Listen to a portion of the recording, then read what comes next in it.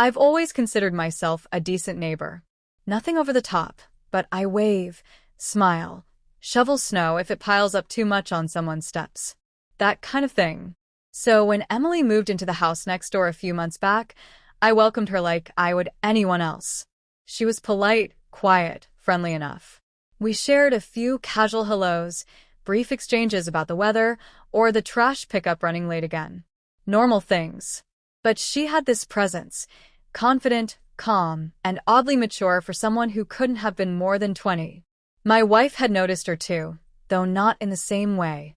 "She's cute," she'd said once, in that offhand tone women use when they're low-key analyzing competition. Probably still figuring life out. I didn't say anything. I didn't have to. She wasn't wrong. Then last week, Emily texted me, "Hey, sorry to bother you. My internet's acting weird, and I remembered you said you work with tech stuff. Any chance you could take a look?" I read the message while sitting on the couch, half watching TV, my wife already asleep beside me. My thumb hovered over the keyboard for a second. Just being helpful, I told myself. "No problem. Want me to come by tomorrow?" She replied instantly, "If you're free now, that'd be amazing. No pressure though." I hesitated. It was a little past 10. Not late, but not exactly neighbor helping hours. Still, something about her tone, kind of desperate but casual, nudged me forward. "Be there in 5, I typed. She answered with a smiley face. Simple. Friendly. I slipped on some sneakers, told myself I was doing her a favor. Not because I was curious. Not because I'd noticed the way her eyes lingered too long sometimes when we spoke. Just neighborly. She opened the door almost immediately after I knocked. Barefoot, in an oversized sweatshirt and leggings, hair pulled into a lazy bun. No makeup. Still effortlessly stunning. "Hey," she said, stepping aside. "Thanks again. I seriously don't know what's going on." "No worries. Happens all the time." I walked in, and she gestured toward the small router blinking angrily near her TV. The place smelled faintly of vanilla and something citrusy. Clean. Warmer than I expected. I crouched near the modem and started checking cables. She hovered nearby, arms crossed, watching me in that way people do when they want to say something but haven't decided whether to say it. "You good?" I asked, glancing up. She hesitated. "Yeah, just. I don't know. Been kind of a crap week." "Anything in particular?" She shrugged. "Boyfriend stuff. Or ex, I guess. Complicated." "Ah, one of those." She laughed softly. "One of those." I didn't push. She moved to the kitchen and poured 2 glasses of water, handing one to me. I took a sip while waiting for the router to reset. "Is it weird that I texted you?" she asked suddenly. "At this hour, I mean." I looked at her. Honestly, maybe a little. But I don't mind. Her lips pressed into a tight smile. "You're one of the few people around here who actually talks to me. Most just nod and go back inside. That's suburbia for you." She looked away. "Sometimes I think people assume things about me because I'm young. Or because I live alone. Or just exist." I didn't know what to say to that. So I didn't. We stood there in silence for a few seconds, the only sound coming from the low hum of the modem. Then she walked toward the couch and sat down, pulling her legs up underneath her. "You ever feel like you're just kind of floating through life?" she asked. "Like everything looks fine from the outside, but inside you're just—" "All the time," I interrupted. She blinked, surprised. "Really? I've been married for 7 years. Steady job. Decent house. It all looks stable, but I get it." There was a beat of quiet. Something shifted. Not physical. Just energy. "You know," she said slowly, "I didn't just ask you over for the internet." I looked up sharply. Her voice hadn't changed pitch, but the words landed like a thrown stone. "What do you mean?" She fiddled with the edge of a throw pillow. "I mean, I've been meaning to talk to someone. And you seem like someone who listens." I stayed where I was. "I'm listening." She exhaled. "My ex, he cheated. Not just once. I think it was going on for months. With someone he works with. He used to come here, act like everything was normal. And I believed him. God, I feel so stupid. You're not stupid, I said, too quickly. She smiled again, sad this time. You're kind. Your wife's lucky. I froze. Not because of the compliment, but because of the weight behind it. There was a pause too long to be comfortable. And then the lights on the router turned solid. Internet's back, I said quietly. She nodded but didn't move. I could have taken that as my cue to leave. I should have. But I stayed. What's she like? She asked suddenly. Your wife. I blinked. Smart. Focused. A little serious. She keeps things together. Do you love her? That one landed differently. It felt invasive. Honest. Dangerous. I do, I said. But that doesn't mean everything's perfect. Emily tilted her head. No relationship is. I didn't respond. She leaned forward, elbows on her knees. You ever think about what life would have been like if you'd waited longer? Gotten married later? The room felt smaller, warmer. I stood up, trying to shake it off. Your internet's good now, I said, more to myself than to her. Should be stable. She looked up, her eyes locked on mine. I'm glad you came. There was something unspoken in the space between us.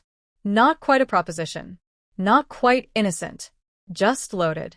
I gave a half smile. Text me if it goes down again. I will. As I reached the door, she said, There's actually something else I wanted to ask you. I paused, hand on the knob. She looked hesitant for the first time all night. Not now. Another time. I nodded, unsure what I was agreeing to. When I stepped outside, the air felt colder than before. I stood on the porch for a few seconds longer than necessary, trying to get my head straight. Then I walked back home, quietly, pretending nothing had shifted. But something had. And I wasn't sure I wanted to admit just how much. 3 days passed. I told myself I wasn't waiting for her to text again. But I checked my phone more than usual. I kept coming up with excuses for why I felt on edge. Work stress. Lack of sleep. Something I ate. But I knew what it really was. She messaged on a Thursday evening. Router's acting up again. Mine taking another look. I stared at the message. No emojis this time. No warmth. Just direct. I told myself I had to set a boundary, that I should just ignore it. I replied, anyway. On my way. My wife was upstairs, finishing a Zoom call. I left quietly. Emily opened the door, before I could knock. Her hair was tied back. No small talk this time. She turned and walked inside, and I followed. The lights were dim. I asked about the router, but she waved her hand dismissively. It's fine now. I just needed to talk. I stood there, uncertain. I shouldn't have sent that text the other night, she said, finally looking at me. I crossed a line. I've been thinking about it too much. You didn't cross anything, I said, lying. You were upset. I still am. She rubbed her arms. I don't know how to be alone. I don't even know if I'm mad at him or mad at myself for letting it happen. I stayed quiet. She glanced at me, searching for something, maybe judgment, maybe reassurance. I went through his phone, she continued. I saw everything. Messages. Photos. He'd saved her as David in his contacts. They were laughing at me. Literally laughing. I didn't know what to say. She wasn't crying.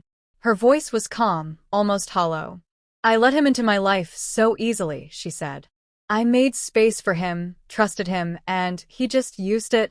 I don't even think he ever planned on stopping. Some people are just wired selfish, I said. They don't know how to love without taking. Her eyes flicked to mine. What about you? What about me? Are you happy?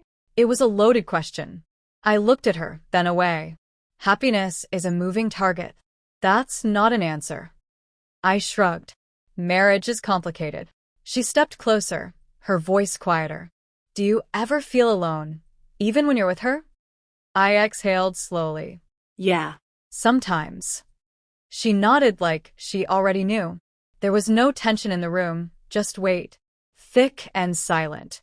You know what hurts the most? She said. It's not the cheating. It's how easily he let me go. Like I didn't matter. Like I was just a phase. You did matter. Her voice dropped. You don't know that. I know because I've seen how you talk, how you listen. You're present. That's rare. She looked at me too long. You notice a lot. I try not to. Then why are you here again? I didn't have an answer. Maybe because I was bored. Maybe because something inside me was tired of being predictable. Maybe because I wanted to feel something other than stuck. She walked to the kitchen, poured herself a glass of wine. Want one? I shouldn't. But you want to. That pause again. I nodded. We talked more. About meaningless things. Her plans to maybe go back to school. My old dream of quitting my job and opening a bookstore. She laughed at that. You don't seem like a bookstore guy. Why not? You seem too put together. That was funny, considering how unsteady I felt. As the conversation drifted, she moved closer. Her knees were nearly touching mine. I felt it in my chest first. That mix of nerves and something worse. I know what this looks like, she said. What does it look like? She tilted her head. Two people pretending they're not thinking about something. I swallowed. I'm married. I know. That's not a small detail. I'm not asking you for anything. Then what are you doing? She looked down. I don't want to feel invisible. That's all. And that was the moment. The truth of it. She didn't want revenge. She didn't want to seduce. She just wanted to matter to someone again. But the problem was I let her. Over the next week, we talked almost every day. It wasn't always in person. Sometimes it was just quick messages. A song she liked. A meme she found funny. A random thought at midnight. I should have stopped replying. I didn't.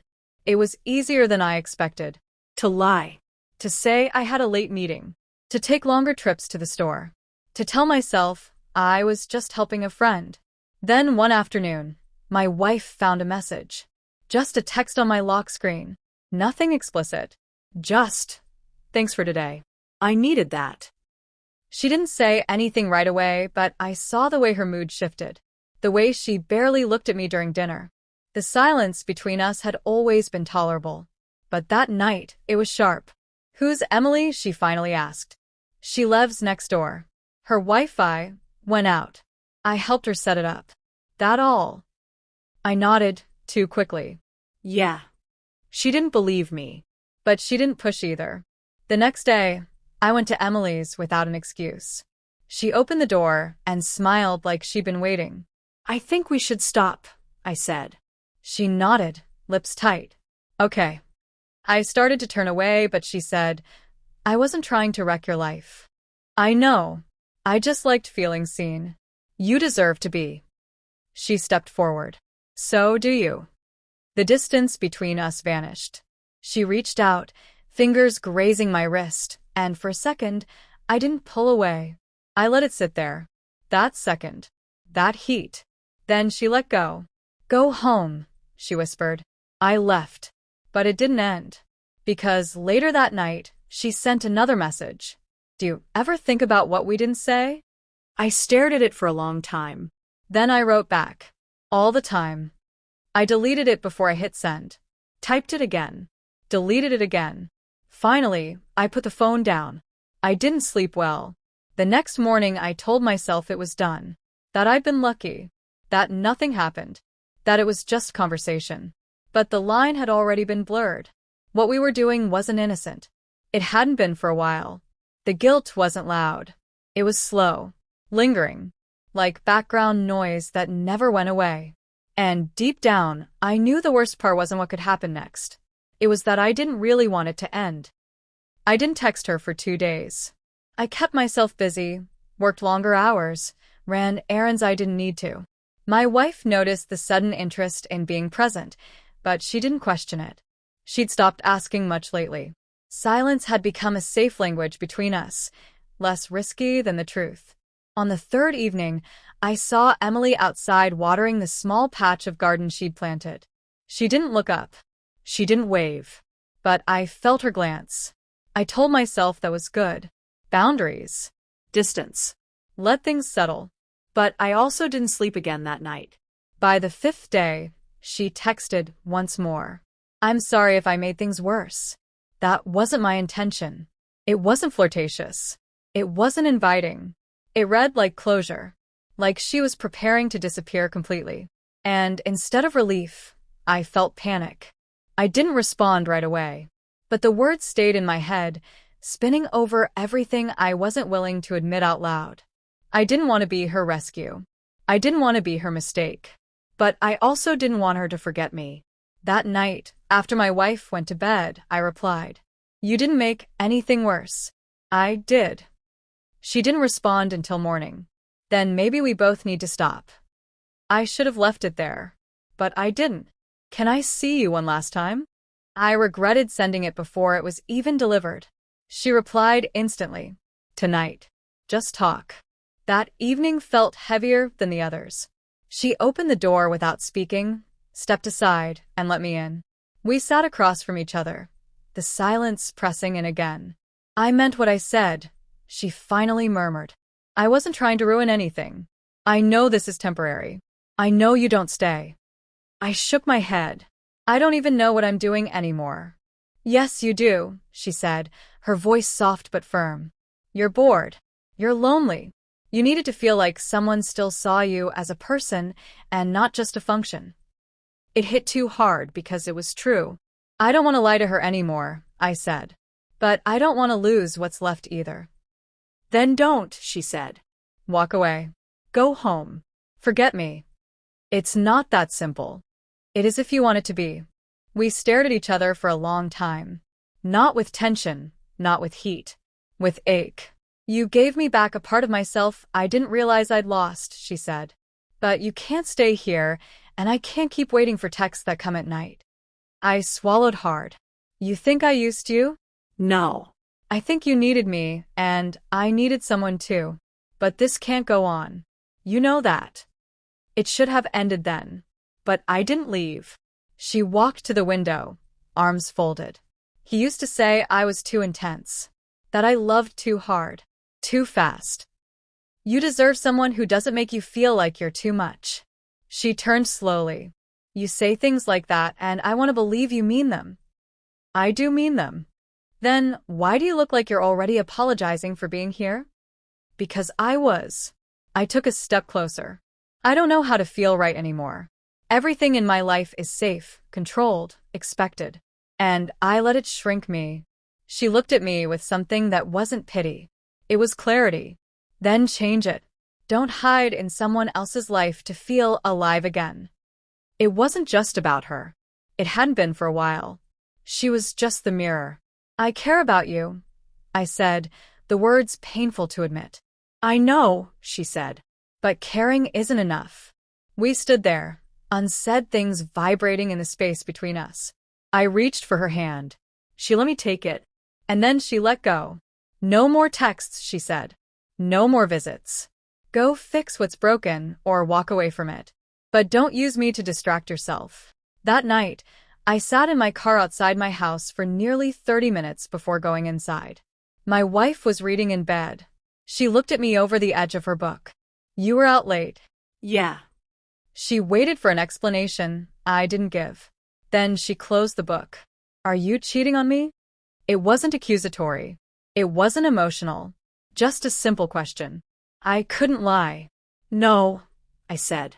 But I think I could have. Her expression didn't change. Is it someone I know? I nodded slowly. Emily. She leaned back against the headboard, arms crossed. Did you kiss her? No. But you wanted to.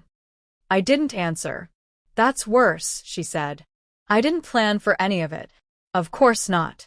No one ever does. Silence again. I don't know when we stopped being us, I said. She nodded. We didn't. We just stopped seeing each other. Tears didn't come. Voices didn't rise. Just two people admitting the damage out loud. What do you want to do? She asked. I want to be honest. Then start now.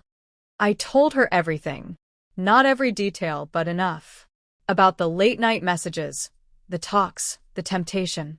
I told her about feeling disconnected, irrelevant, stuck. She listened without interrupting. When I finished, she said, I'm tired too. But I've been trying to fix this alone. I sat down on the edge of the bed. We can fix it together, if you want to. I don't know yet, she said. But thank you for not lying. That night, we slept facing opposite directions. The next morning, I deleted Emily's number. She didn't reach out again. And neither did I. But sometimes I still think about her. Not with regret. Not with longing. Just with a quiet understanding that some people come into your life to wake you up, not to stay. And sometimes, waking up is the hardest part. The days that followed were quieter. Not in the peaceful sense, but in the kind that forces you to sit with everything you've avoided. My wife and I moved through our routines carefully, like strangers trying not to step on the shards of something they'd broken but hadn't thrown away yet. We weren't suddenly fixed. There were no grand gestures, no revelations over dinner, just small efforts, dishes done without asking, text sent during lunch breaks, a hand resting on mine during a silent car ride. And those moments, though brief, mattered. But healing, I realized, doesn't come just from good intentions. It needs honesty. And space. And the willingness to confront everything you've buried under years of habit. I started therapy, alone. I didn't even tell her at first. I needed to understand why I let myself drift so far into someone else's orbit. It wasn't just about Emily. She was a symptom, not the cause. The root of it was in me. The therapist asked simple questions that hit hard. When was the last time I felt excited in my own life? When did I stop being curious about my wife? Why did I choose silence over discomfort? I didn't have clean answers. But naming the mess was a start. Emily stayed quiet. Weeks passed. Then a month. Her house became just a house again. I'd still see her sometimes from a distance, usually in the early evening. We didn't wave. We didn't look too long. Whatever we had shared had faded into the kind of memory you don't revisit often. Not because it was wrong, but because it was fragile. My wife asked me one evening if I was still thinking about her. I paused before answering. Sometimes. Not like before. Just it lingers. She nodded. Same. It didn't feel like betrayal anymore. Just truth. We had dinner together that night without our phones. We talked about everything but the past. About where we might travel next summer. About repainting the guest room. About trying again, not to rewind, but to rebuild. Eventually, I told her about therapy. She surprised me by asking if I wanted her to come along sometime. We went together a week later. We didn't cry. We didn't argue. We just talked. And listened. And for the first time in a long while, I saw her as someone separate from the version I'd built in my head. She wasn't just my wife. She was a woman with her own hurt, her own dreams, her own questions about how we got here. One night, after a long walk, she asked me quietly, if she had asked you to stay, would you have? The answer came out faster than I expected. No. Why not? Because I wanted something from her I should have been working to create with you. She didn't say anything for a while. Then she said, I want to believe you. You don't have to yet. Just let me keep proving it. That became our rhythm. Showing up. Even when it felt awkward. Even when the words didn't land right. We stopped trying to be perfect and started trying to be honest. Months passed. I got better at recognizing the patterns that led me to disconnect. She got better at voicing what she needed instead of letting resentment build. We had bad days. But we didn't shut down. That felt like progress. And then one Saturday afternoon, I saw Emily again. At the grocery store. She was in the self-checkout lane, head down, scanning items. For a moment, I froze. She looked up and saw me. There was a flicker of recognition, then something softer. She gave a small nod.